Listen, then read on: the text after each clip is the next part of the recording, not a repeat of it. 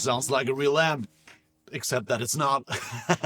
What's up everybody, Joey here. Today I'm gonna show you how to get real amp sounds out of any modeler. And the way I'm gonna do this is I'm gonna build a preset from scratch in real time on my Fractal FM9. And you can copy that approach and do it on your own on any modeler. It works for the Quad Cortex, it works for the Tonix, the Helix, whatever you have, you can use the same approach. And while we're doing that, I'm going to address the most common issues that guitar players face when trying to get good sounds out of modelers. Like, I'm hearing digital fizz in the top end that never happens with my actual amp. There's weird frequencies all over the place. The models don't sound like the real deal. Amp in the room sound is missing. All of these things you can actually tackle. And now I'm going to show you how to do that. Let's go. All right, as you can see on the screen, I already opened up a new, fresh preset in the Fractal software, and that's what we're going to use as a blank canvas and start building a sound here.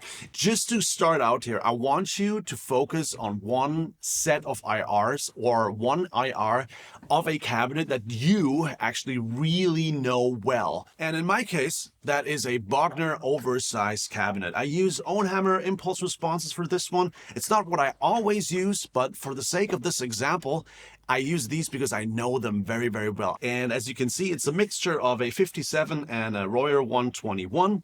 And that's going to be my mixture for this entire rig building here. Now, we want to do a rock sound with my tally. So the first thing that I actually want to do after I've chosen my set of IRs is I want to load in an amp that I think can pull off a good rhythm sound and a good lead sound. And I think I want to go for something a little bit more unconventional here today. I think I want to go with the Diesel VH4, and we're going to start out with channel 2 for a rhythm sound.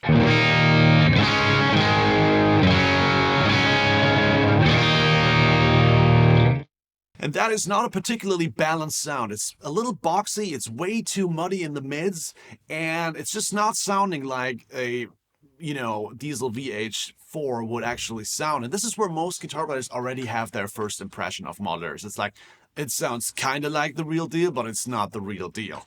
And for this, you have to know, before we even touch the EQ section on this, you need to know the default settings for these amp models are not what you would find in the real world. I'm going to give you an example here. And this is actually the first change that we're going to do. When we go to the power amp section, this is very, very important to get a great start with an amp model. You can see the PI bias excursion here, which is basically just saying how hot this amp is biased. And with 100%, and this is the default setting, it's biased very hot. Like way hotter than what you would find in an actual Diesel VH4. So the first thing we're actually going to do is we turn this way down, because you may or may not know this, but Diesels sound best biased cold. Listen to this.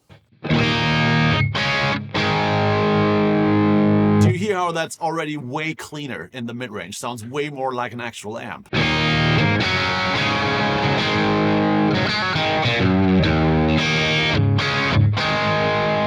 So this is where we actually establish a, plane level field here, because that is way more like a setting you would find in an actual amp. And now that we have done this, biasing a little bit more realistically, we're going to adjust the EQ a little bit to the guitar.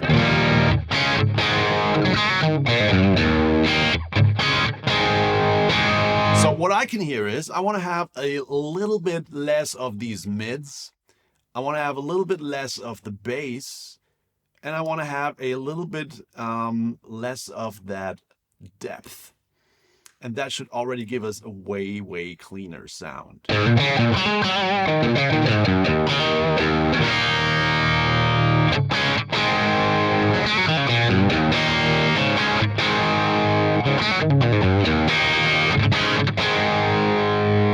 Now that's way more in the territory of an actual Diesel VH4. So recap, the first tip here, turn down that bias control on your amps a little bit in the modelers. I know these engineers want you to have blazing sounds, but more often than not, that hot bias actually leads to very muddy sounds. If you're interested in more of these tone tips and tricks that I'm giving you here, check out my tone course in the description down below.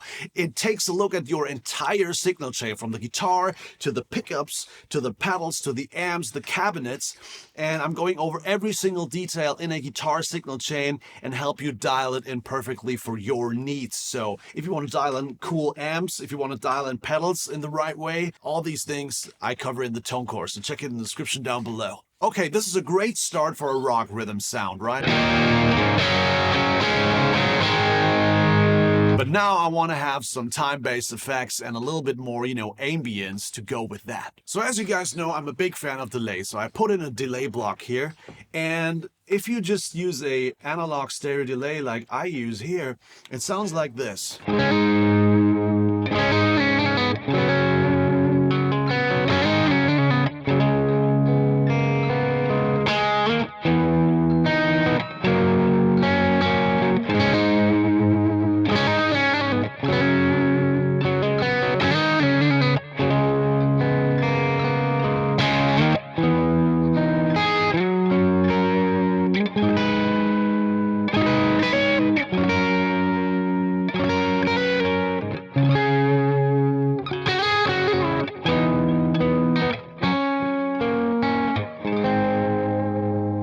And that is an okay sound to me, but I totally get that guitarists often say the effects units are sounding good, however, the pedals are still sounding better.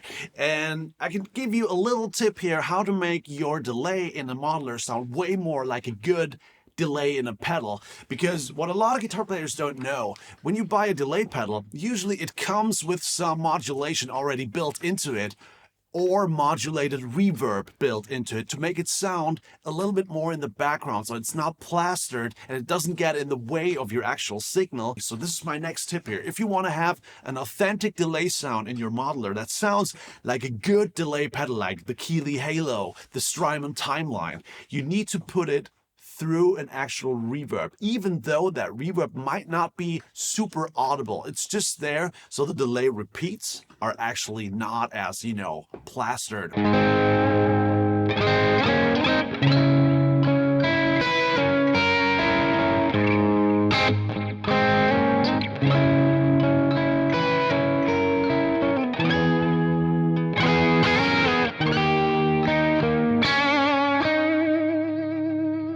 See? Because we're going through the reverb now, these delays are just way more in the background that don't get in the way. So that's the second tone trick here. Put your delay through the reverb because that's what good delay pedals do anyway. Okay, so the next challenge guitar players usually have when they're playing through modelers is they hear this high frequency fizz going on that they describe as digital fizz, that high frequency that always is present when you're playing through a modeler and it's never present when you're playing through a real amp. Guess what? There's a good explanation for it. Let me explain what I mean. This is easiest to explain when we're actually building a lead sound. So in channel B, I now put the channel 3 of the Diesel VH4, and that on its own sounds like this.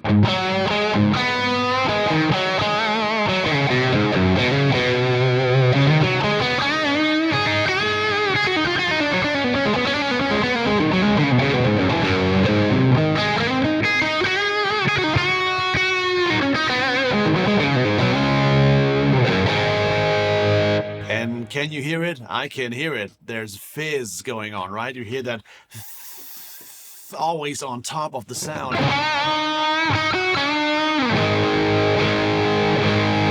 got a high frequency, but that frequency actually never appears in a real cab.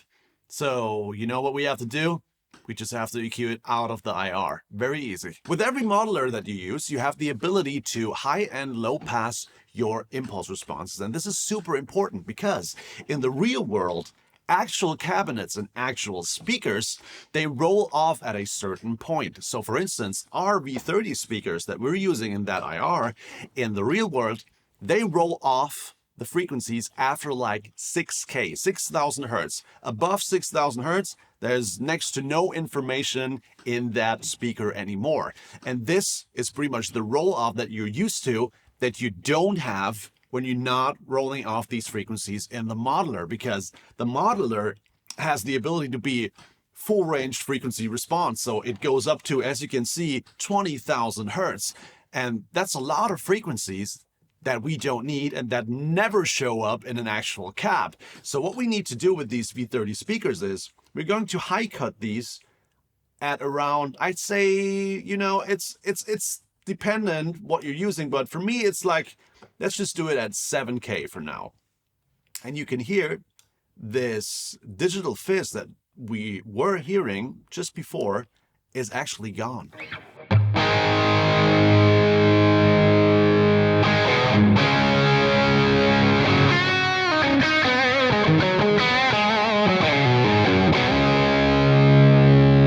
The fizz is gone.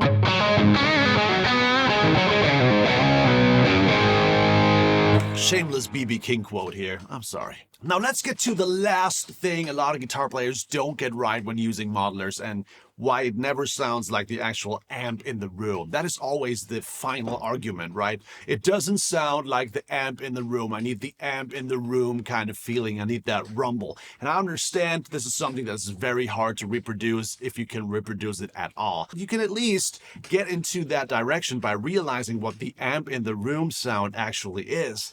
And that is, it is a mixture of the direct signal coming from a cab mixed with the reverb from the room that you are in. So in the digital sphere, that would just mean we're mixing our direct signal that we already have with another kind of reverb, a short room reverb. Now what I dial in here, as you can see, is a small room reverb, and it has a reverb time of 0.65 seconds. And if you turn that up in the mix to like 30%, you get this kind of sound.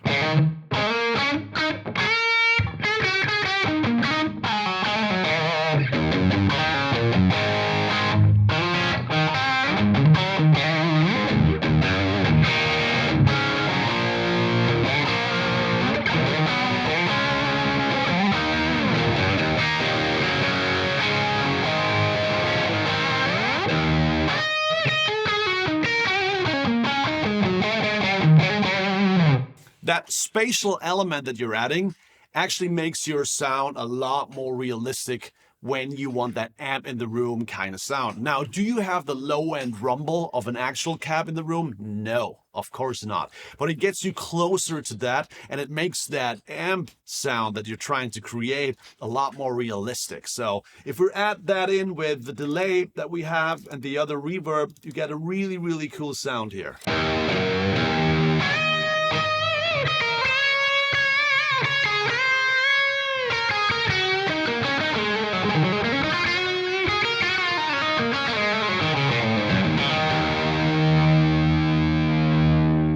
Sounds like a real amp, except that it's not. And that's it for today, guys. I hope you learned something today. I hope you experiment with your modelers, finding new ways to build cool presets like I do. Take a couple of my tricks and I'm pretty sure your tone will improve. If you like that style of content, subscribe to my channel and give me a like and comment and let me know what you want to see next, because we do that stuff all the time. I've been Joey, and I see you in the next. Bye.